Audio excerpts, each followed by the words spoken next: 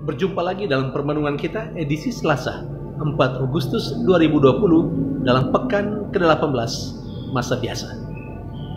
Hari ini peringatan Santo Yohanes Maria Vianney, seorang imam. Dan bacaan-bacaan liturgi yang kita gunakan hari ini, bacaan yang pertama dari kitab Nubuat Yeremia bab 30 ayat 1 sampai 2, ayat 12 sampai 15 dan ayat 18 sampai dengan 22. Dan bacaan Injil dari Injil Matius bab 15 ayat 1 sampai 2 dan dilanjutkan ayat 10 sampai dengan 14. Peringatan Santo Yohanes Maria Vianney, seorang imam. Dan kedua bacaan liturgi hari ini memperlihatkan kepada kita cara Allah mendidik umatnya.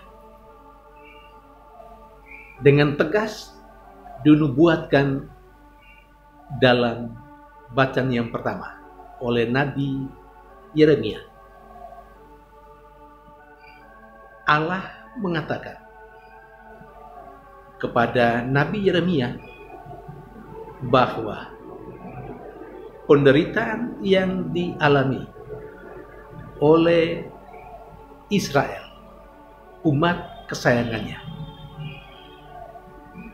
adalah pukulan dari Allah sendiri, atau Allah membiarkan mereka mengalami penderitaan demi penderitaan karena dosa mereka sudah terlalu banyak. Allah juga menegaskan bahwa Dia pula lah yang akan menghidupkan kembali orang-orang Israel yang memiliki sikap hidup yang baru terhadapnya. Kalau memang demikian, apa sih maunya Allah dengan pertama membiarkan bangsa Israel mengalami penderitaan demi penderitaan, lalu kemudian Allah berjanji untuk kembali memulihkan mereka? Bagi saya, itu mengungkapkan cara Allah mendidik bangsa Israel, umat kesayangannya. Artinya penderitaan yang dibiarkan dialami oleh mereka, penderitaan yang dibiarkan oleh Allah dialami oleh bangsa Israel adalah cara mendidik Allah supaya bangsa Israel menyadari dosa dan kesalahannya dan kembali bertobat.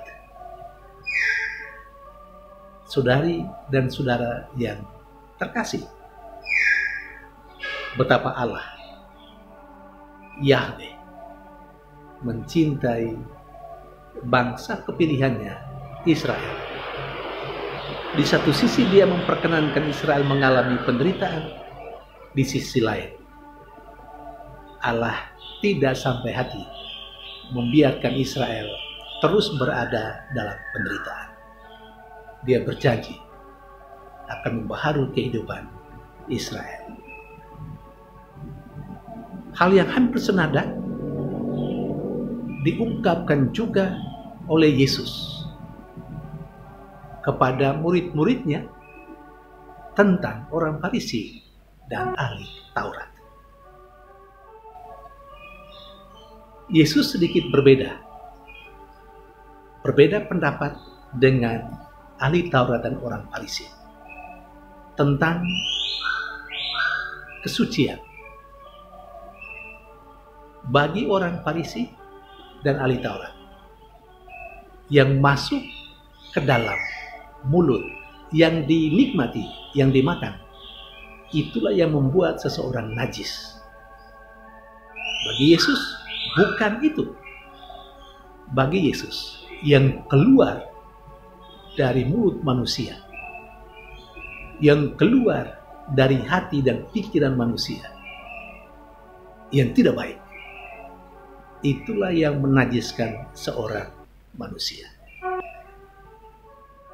Kalau ahli Taurat dan orang Farisi mengajarkan bahwa yang masuk ke dalam diri seseorang itulah yang menajiskan, maka boleh dikatakan pengajaran mereka adalah pengajaran yang sesat.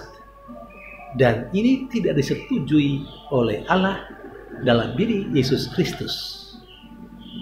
Karena itu, ketika murid-muridnya berkata kepada Yesus bahwa kata-kata Yesus itu menyinggung perasaan orang-orang Farisi, Yesus berkata, tanaman yang tidak ditanam oleh Bapaknya akan dicabut sampai ke akar-akarnya.